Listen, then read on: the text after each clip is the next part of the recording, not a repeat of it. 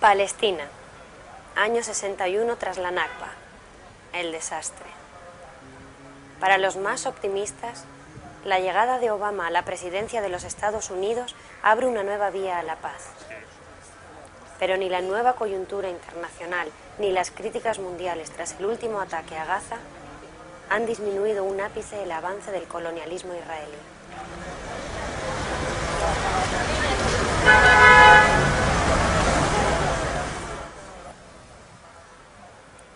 En Cisjordania, la ocupación sionista utiliza numerosos mecanismos para aislar y desquiciar al pueblo palestino. Muchos de estos, como las colonias o el muro del apartheid, no buscan tan solo castigar a la población local. Tienen un fin más preciso y estratégico: controlar los recursos hídricos de la zona.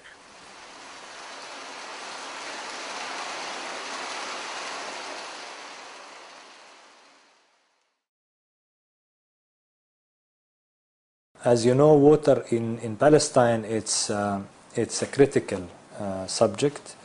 It is not really reported well in the media, and it is not known as a problem here.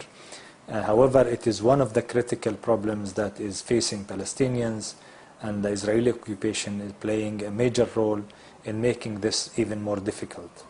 I am saying that because, of course, after the occupation of the West Bank in 1967, Israel has replaced all the applicable laws before the occupation with the new military orders, and they changed all these laws with the military orders that confiscated the water resources and considered them as a state property.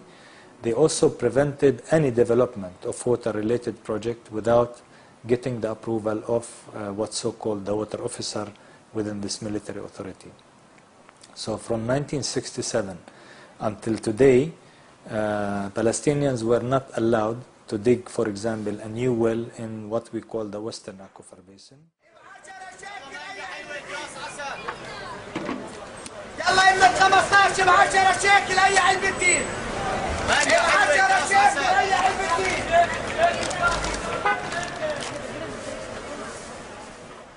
In addition to that, of course, we are facing another problem.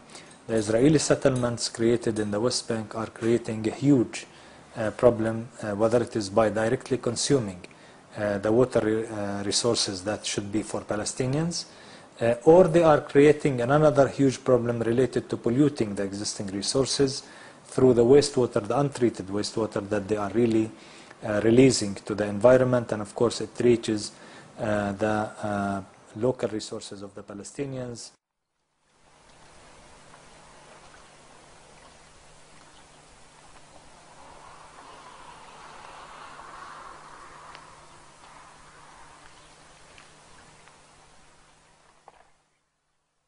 Each settler using almost 5 times than any Palestinian in the West Bank.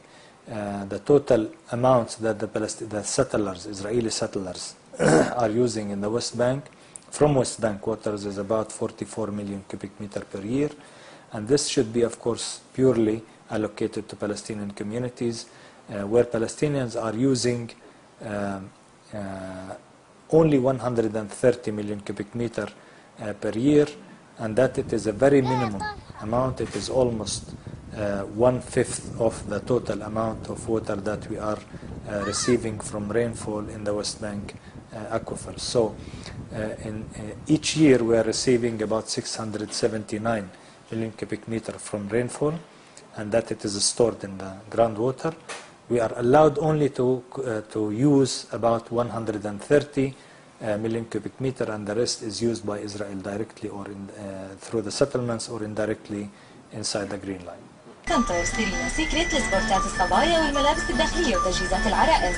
سيرينا سيكريت لفساتين السهرة، أحدث فساتين السهرة. الكوخ لملابس الأطفال، فساتين وبدلات رسمية ولادي وبناتي ومحير. الكوخ. Now, with all these restrictions and problems in mind, of course, the new dimension of additional problems and restrictions emerged after the construction of the separation wall. So the separation wall isolated a number of wells, almost 26, 28 groundwater wells that used by Palestinians, especially in the western groundwater basin, and also prevented Palestinians, or let's say confiscated more land, which is mainly the surface area of the Western Aquifer Basin, the most important basin in the West Bank, that has an annual replenishment capacity of 362 million cubic meter per year. And the wall is, of course, confiscating almost close to 1,000 square meter of this surface area of the groundwater basin, and therefore this, of course, reducing the chances of Palestinians from being able to abstract properly water from this aquifer in the future under any future peace settlement or peace scenario.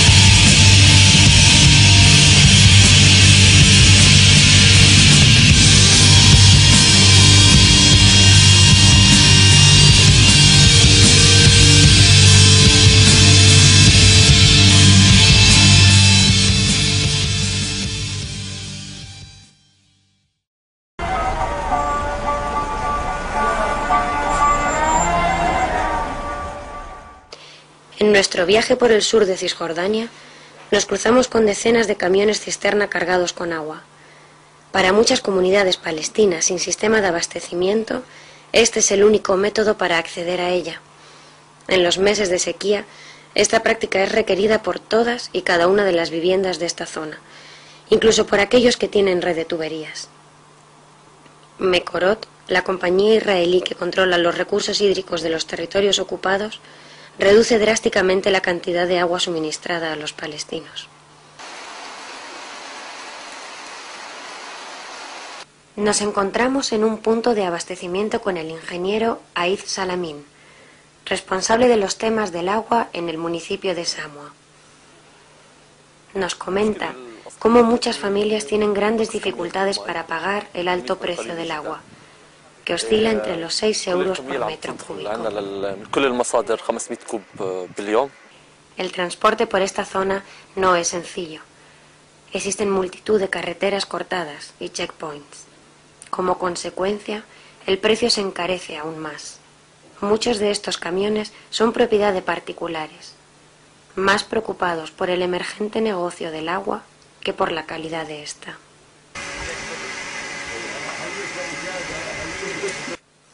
Además, algunos colonos israelíes entran en contacto con palestinos para mercadear con el agua que a ellos les sobra, estableciendo de esta manera un mercado negro.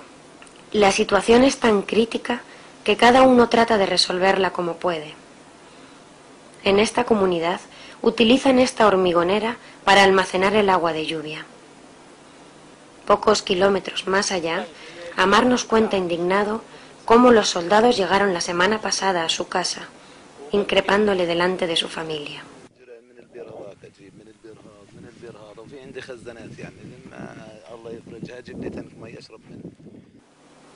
Su delito fue haber construido un agujero junto a su casa para almacenar el agua de lluvia.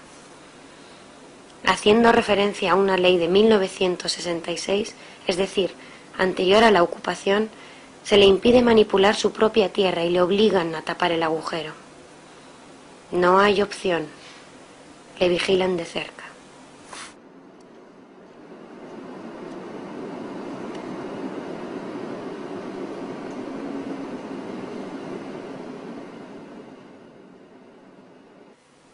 Hacia el norte de la Cisjordania ocupada, la situación es bastante parecida. Hoy, los camiones del ayuntamiento pueden acudir a este lugar a cargar agua para sus comunidades. El flujo es escaso y el precio excesivo. Algunas familias gastan hasta el 40% de sus ingresos en comprar agua. En esta casa del municipio de Aguarta llevan 3 semanas sin agua. La llegada del camión cisterna supone un gran alivio.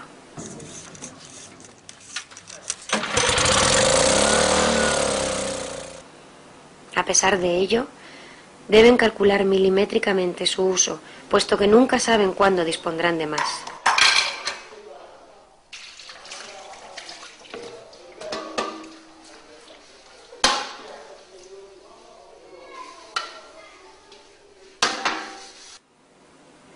Cualquier tipo de apaño puede resultar muy beneficioso.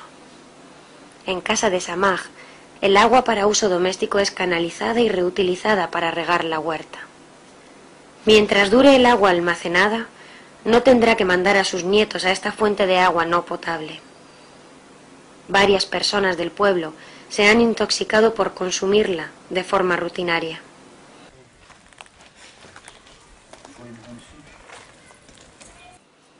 A pesar de todo, por la cuenca del rostro de Samaj fluye una sonrisa poderosa, distintiva de la dignidad y la resistencia del pueblo palestino.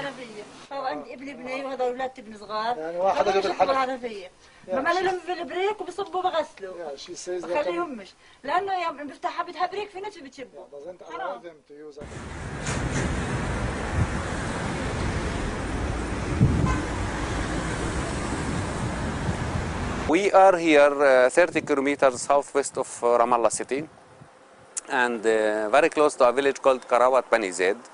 The village has a serious crisis and some houses in these villages has no water since 3 months.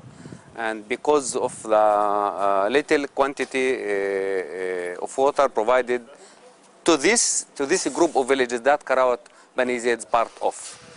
Now we are moving, within minutes, we are moving in a kind of demonstration in solidarity with the inhabitants of these villages who are more than 3,000, a little bit more than 3,000.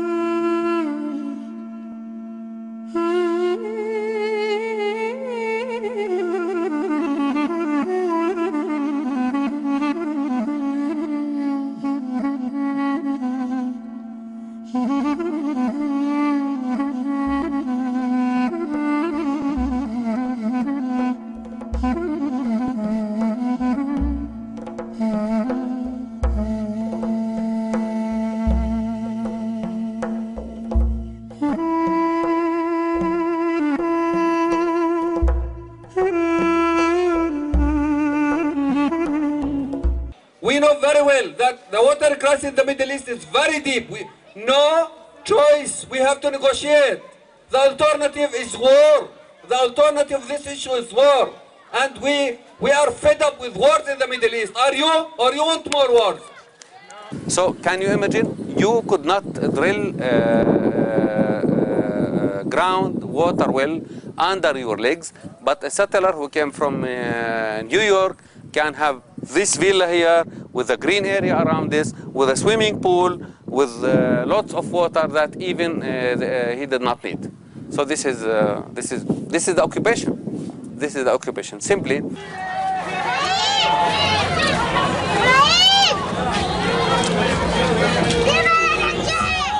If you don't have water in these especially marginal communities, of course you cannot stay in your place, you cannot stay in your land. And if you do not cultivate your land, you do not stay in this land, it will be much easy target for Israeli confiscation. And this is one of the hidden agendas for the Israeli policy in order to evacuate all the communities living on the borders between the West Bank and the Green Line, or at the Green Line, along the Green Line, in the areas which is classified as C areas or something like, these classifications. So they don't want any presence of any Palestinian community in these areas in order for them to confiscate it and annex it, whether it is to the Green Line or any other classification as they are just, of course, classifying.